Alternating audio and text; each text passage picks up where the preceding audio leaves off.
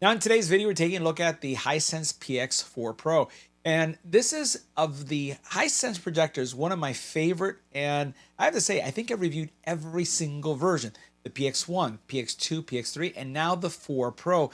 And the 4 Pro does not disappoint. We're talking about a projector that's going to be able to be used in daylight, as you can see here, or at nighttime as well. And at nighttime, it just gets better. But this is a projector that can be a TV replacement. It basically has the ability to go, check this out, up to 200 inches. 200 inches in size, or as small as 80 inches. And because it has triple laser technology, you're going to get the best video experience. We're talking about seeing content during the day or seeing content at night.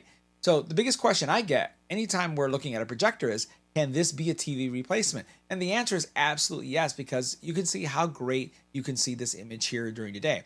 Now it is 118 compliant with BT220, that color space. It's going to give you a 6,500 contrast ratio, which means that you're going to have great dark level detail. You're going to have great white level detail. And what that translates is to seeing more rather than seeing less. And you'd be surprised. I didn't really get it. I didn't really get the fact that there was so much dark level detail that I was missing in my videos until I started really paying attention and testing out projectors to see the things that you don't see at night. There's a lot of purposeful things there that you just aren't able to see with more inferior products. And given that this projector also has an iris technology, right? It's basically leveraging some new iris technology from Hisense. You're going to be able to see details that you never saw before. Now, this projector definitely has Dolby Vision. It has IMAX Enhanced, HDR10, HDR10 Plus, and it supports, basically all the different formats that you're going to be able to get the best viewing experience, no matter if you're watching, let's say, movies, action movies, or if you're going to be watching sports. Now, going back to that iris, I just wanted to highlight. So the iris works very similar to like when you think about your eyes. Basically, you're able to allow more light in or less light in. And what that's going to do is that's going to affect the amount of detail that you're going to be able to see in those dark level scenes. If you open up your iris or close your iris, it's going to change the way it processes those dark scenes. And that's something that you'll see in this video, just how great the video quality is going to be. Now, this also has extremely low level latency for gaming. Now, I'm not a competitive gamer, no means. However, I will say it performed extremely well on my Xbox. It did incredibly well on my PlayStation, and we had a great time playing with it. Trigger speed was good. Maybe if you are a really high-end gamer, you'd probably think that it's still a little bit too slow for you, but I felt that the projector did really well. It also supports 3D. Now, one of the things that's a little bit different with this projector versus the previous version is that this is now using Vita Smart OS, which is, you're seeing it more and more inside of the Hisense ecosystem. I'm really comfortable with the operating system, so I don't really see us losing anything by not having the actual Google OS there. It actually does really well. I actually find that it's faster, and what will happen is because of this operating system, you're going to see more of the applications and enhancements coming a lot faster because this is Hisense's OS. So Netflix is there, Prime is there, all the content streaming solutions are going to be there. It's also supporting Devalier's audio signature, that audio. So if you're someone who's considering getting a home theater solution, but you don't have kind of like the cash extended to get a surround sound system at the same time, this is truly a theater in a box. This is a surround sound system solution with video quality that is really going to give you a great video experience. And I would say that this is really a good way to start. But as you expand and you grow your media experience, you can add a surround sound system to it. But this is going to give you a good start. Now, the laser for this projector lasts 25,000 hours, which is going to give you a fantastic lifespan. And again, it has a technology that in the event you have children, small ones, that get close to the projector, you're not going to have to worry about that affecting them. It has some really safe technology. So what we'll do next is we'll go ahead and take a look at the projector. I want to show you all the features. We're going to go through the menus. We're going to see it performing. You'll see some of the videos both in dark and in light time, and you'll see how well this projector projects. It just does really, really well. And again, I kind of gush over it because it is kind of my favorite of all the lines, the PX lineup, and then also the LQ lineup now that I've been able to experience that. But this is definitely a great projector to take a look at. So let's get right to it. Now we're taking a look at the Hisense PX4 Pro. And this, I think, may have been one of the very first projectors that I reviewed from Hisense when they first launched the line. One of my favorite projectors, one of the ones that I'm most excited about, and I can see improvements in this projector year after year. The room that we're in has 6 windows. We have diffusers, no real blackouts. We also have a screen that is an ambient light rejection screen that really assists when it comes to this projector, or any projector for that matter, working in an environment like this. This is not a dedicated theater. This is a living room, just like you would have in your house, but except that I have a large screen and I'm projecting on it. And the first question that I always get is, can a projector like this replace a TV? Well, take a look, guys. What does it look like? It's in a room, it's daylight, it's not nighttime, and this looks spectacular. This looks really, really well. It's doing really well. Now, the projector is using Vita OS, which is Hisense's operating system. And before we go into things, I just wanted to show you, I was super excited when I saw this remote. We'll see if this gets in focus. When I saw this remote, for those of you who have been, audiophiles for quite some time and had multiple solutions, at first when I saw this remote, I got super excited and I thought that this was like a Pronto. I thought that there was a little display there on the bottom. Well, my excitement was kind of tampered a little bit, but still there's no disappointment because this is actually a solar panel that keeps the batteries of your charger or your remote charged. Because notice what it has here. Let's see if we can get that in focus. We'll probably do a close-up of this in a couple seconds. But this basically has a USB-C port for charging. And it has, that's your initial charge, but then it has your solar panels there to keep your battery and your remote topped off at all times. Absolutely love that. That's super cool. Now I'm going to remove the plastic. This is going to pain me because I'm the guy that holds onto plastic. Oh my God, it's painful. But here you go. You have great, again, shortcuts here that you can go into and play with.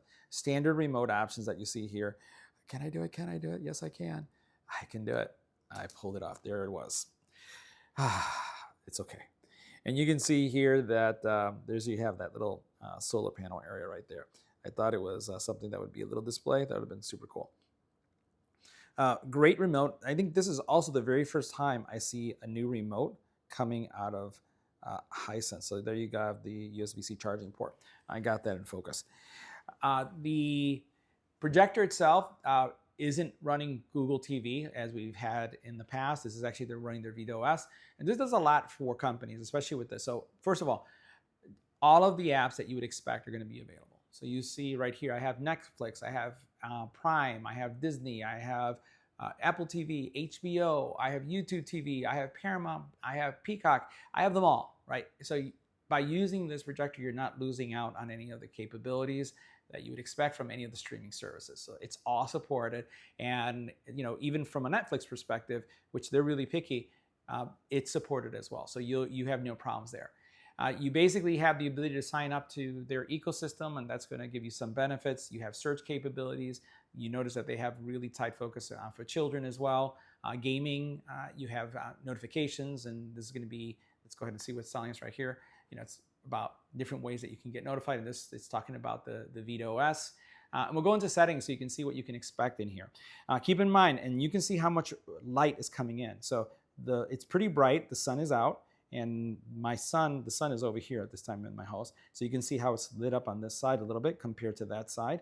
But you can still see how well this looks, and you can actually use this as a TV. So you could basically have different modes. I kind of like vivid mode, but you do have filmmaker mode, standard mode, energy saving mode, theater day, theater night, gaming, and sports, for those of you who like sports. By the way, this is a 120-inch screen. You do have picture modes, right? So you can adjust several things. You can do laser luminance, brightness, contrast, all those settings that if you're interested, you can basically adjust. So that's good as well. Game settings, right? So you can basically have your auto gaming mode, and it's going to switch and give you the best low latency experience possible. I do have on my projector stand, I do have a Xbox there. I've been testing it out with gaming, and it's done really well. You have the ability to synchronize and adjust your frame rates with the AMD FreeSync as well. Intelligence mode settings right here. So you can do AI picture optimization, and you can do content type auto detection. I'm a little bit of a purist, right? So what I have done is I don't have the AI on, but you can have that on. And you'll notice how what it did is it made it a little bit dimmer. It came out, because that's the AI doing the adjustment. You can see that again. We're going to leave it off for now, just like it without it. And then you have your picture size, which is right now set to auto. We do have also then screen projection modes. For those of you who are curious, you have front ceiling, rear ceiling, so you have a lot of options there. You have screen types, right? So the different ALR screens that you have, wide angle ALR, high gain. And I think this is probably the first time I see these choices here, which is really good. And then you have the ability to have no screen if you're going to be projecting this against the wall. You have your geometric corrections, manual geometric corrections, and that's just really what this is just adjusting things so that it fits on the screen. It does it automatically, or you can manually set that up. Focus adjustment, iris settings, and then with the iris mode, when you turn this on, it's like the eye, right? So when you think about your iris, it gets bigger, it gets smaller, opens, lets more light in. In this case, it would let more light out. And you could actually have it set up to be able to see or have a better control of your dark levels and even your light levels. This makes a difference, right? And there's light level detail and there's dark level detail that you may have never seen because you haven't, had the right experience. And that's something that you can adjust here. You have eye protection if you have little ones, because this is a laser, and if you get close to it, you want it off. And then you have your screen sync as well. So again, things that you find in other operating systems and will support this one as well. The Valier is the sound mode that they have here. You can have theater, you can have music, you can have speech. With speech, this is important. Basically, it optimizes the human voice. So if you have scenes where they're loud, they're crashing, they're clashing, there's boom, this makes sure that you can still hear the words. And that's something that's really cool. Late night, right? So gives you, again, clarity of human voice as well. And then you have sports for those of you who are into sports. This is definitely a good feature. You have, let's see what else we have here. Important, Dolby Atmos. You also have wall mount setups, adjustable volumes, those kind of fun things. And then you have additional audio settings that you can work with and adjust. From a connection perspective, Wi-Fi based, you notice that there is AirPlay, HomeKit connections. There's a karaoke mode, which is cool. And for those of you who have a home automation system, it has Control 4. So if you want to manage it that way, you can as well. And there is a mobile app. And you can see there's Bluetooth as well.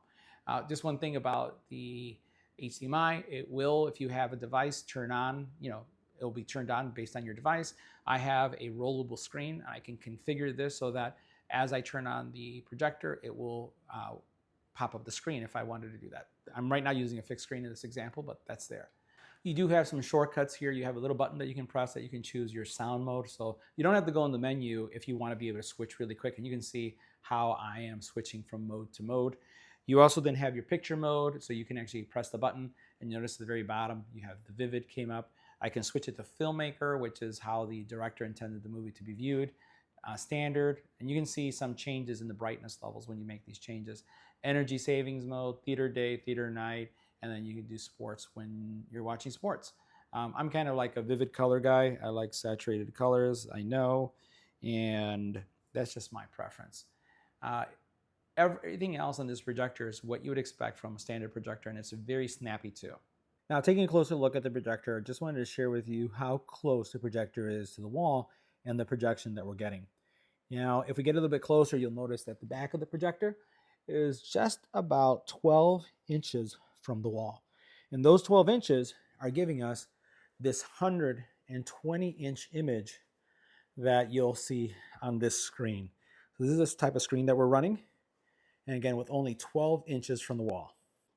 Now, looking at the side here, you'll notice, again, how slim this profile is. And I'll try to put my finger in here. So here you have the speaker. You have a nice grill over here. There's air coming out of this, but it's not loud in any way. Like, I really can't hear it. You do have some adjustment legs in the front and the back. And remember, this does also have mounting options under the bottom if you want to mount this on the ceiling. But this is how small. 4 fingers, right? I could use my ruler, but hey, so you can see how thick this is, right? And if I do this and I put my hand, it's literally my hand, right? Pretty incredible how slim this is. I really like the design language now with the new ones. And you can see right here how it still has, this little bump over here. We saw this with the L9Q as well. Just really, really nice. And I like the silver, although I like the gold too. Well, I like gold and silver. I like them both. Now, on the opposite side of the projector, you do have another USB port. So remember, you have the one in the back, you have the one on the side as well. Now, on the back of the projector, you'll see that it has several ports. It's somewhat simplified, right? Because there's some ports here that are missing. And the one thing I'll say is missing is the aux cable. So you'll notice you have your HDMI ports, right? You have eARC ports. You have 4 of them. You do have a USB-A. You have your optical out, and you have your HDMI. But you have no additional USBs, and you have no aux cable out either. I find that interesting. You're noticing also from a power perspective, the cable is one of those thin cables. So there's no thick cable. There's no external power brick, which we've not seen for quite some time. And again, you can see how low of a profile this is. So if I come down here, you'll notice again, low, low, low, low, low. It's a low profile. Very, very low. Now, as I mentioned, this projector is very, very slim. You can see how slim it looks, the profile. And it also does a really nice job of not having any overblown areas. So as we look at right here, you'll notice where the screen starts right there. You don't see any lit areas underneath that.